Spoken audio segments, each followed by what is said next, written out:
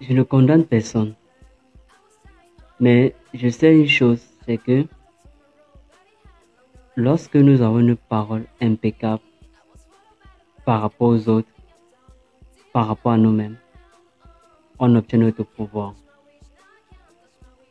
Parce qu'il y a des élèves qui sont champions pour apprécier les autres. Tel camarade est très intelligent. Mais lorsqu'on parle de nous, on a des propos péjoratifs.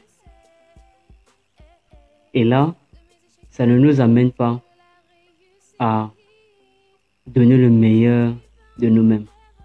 Si tu es le genre d'élève qui passe le temps à avoir une parole qui ne va pas avec sa personnalité, il faut arrêter dès aujourd'hui. Parce que c'est pas ta parole que tu te fais et c'est pas ta parole que tu te détruis. Si tu passes le temps à te dire tu es bête, tu ne comprends rien, tu n'es pas comme les autres, c'est ce que tu seras. Parce que la parole est créative, tout comme la pensée. Donc, au lieu de passer le temps à te dire comment tu es bête, comment tu ne sais rien, comment tu n'es pas important, comment tu ne comprends pas vite tes cours, inverse la situation. Commence à te dire, tu es tellement extraordinaire, tu es tellement intelligent, tu fais l'exercice avec une facilité inexplicable.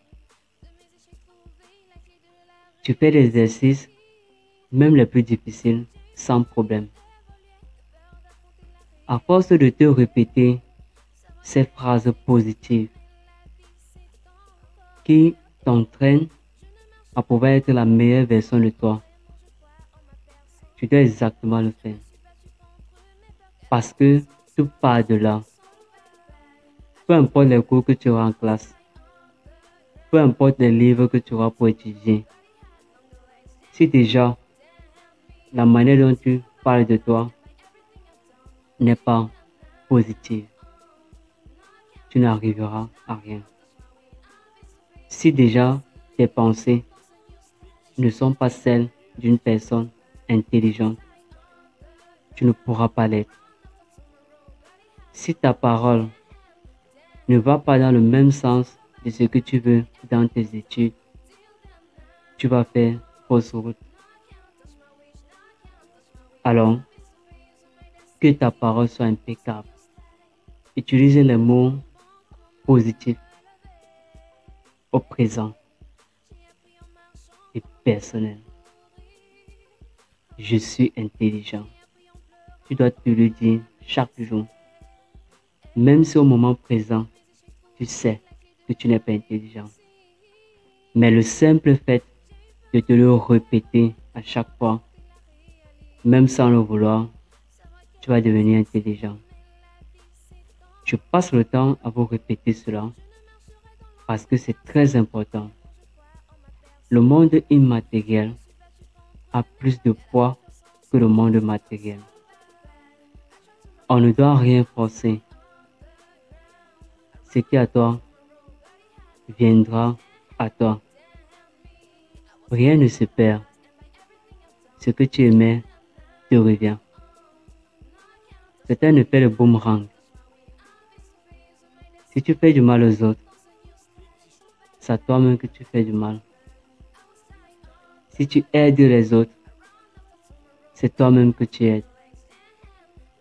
Ça me rappelle un livre que j'ai lu récemment. Et il y a une élève qui est rentrée. Il a dit à sa maman, maman, j'ai eu 18 sur 20 en mathématiques. Sa mère lui a dit, c'est très bien. Mais après, elle a dit ceci, c'est bien, tu as eu une très bonne note. Mais j'aimerais que la prochaine fois, tu viennes me dire combien d'élèves tu as aidé.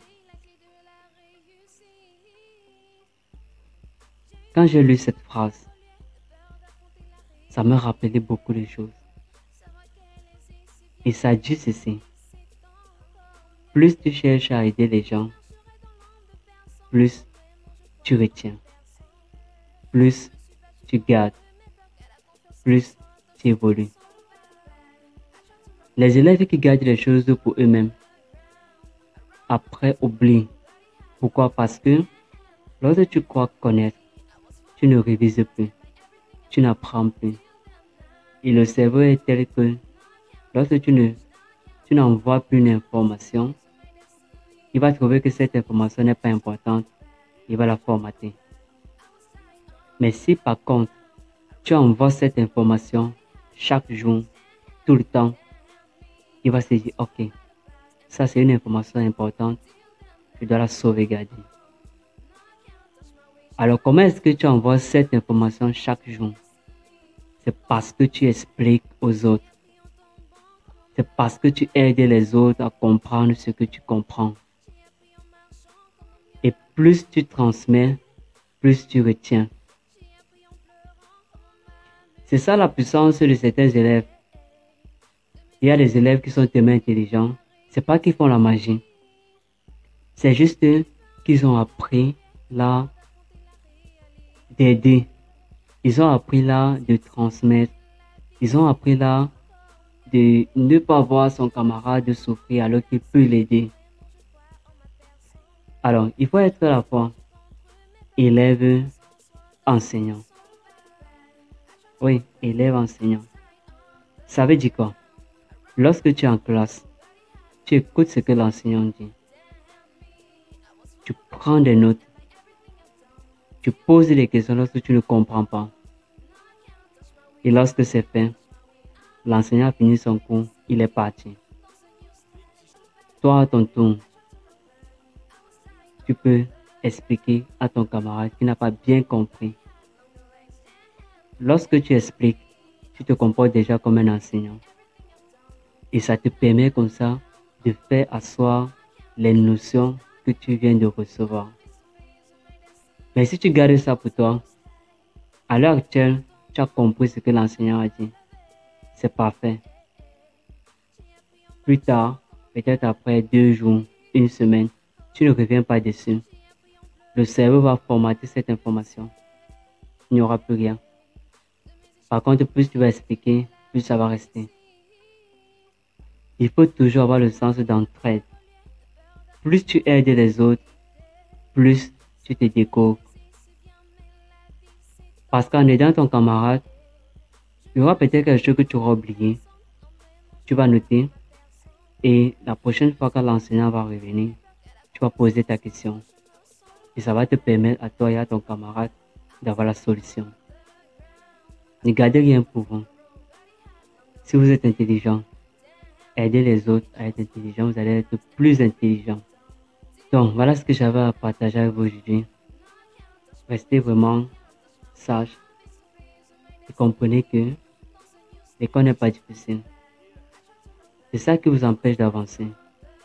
Parce que vous passez le temps à dire l'école est très difficile. C'est difficile parce que vous le dites. C'est clair. La classe que tu fais, il y a les personnes moins âgées que toi qui font cette classe et qui comprennent mieux le cours que toi et qui ont des bonnes notes par rapport à toi. Ils font comment? C'est parce qu'ils ont compris que ce que tu penses, c'est ce que tu es. Ce que tu émets comme pensée, vibration, émotion, c'est ce que tu ressens. Si tu dis que l'école est difficile, l'école va bien te fouetter.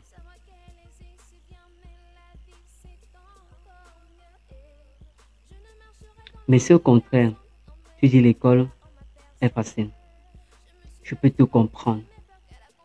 Je n'ai qu'à suivre le cours, rentrer à la maison, lire et le tour est joué. Parce que j'ai un cerveau capable de retenir facilement les cours. Le cerveau est à notre écoute.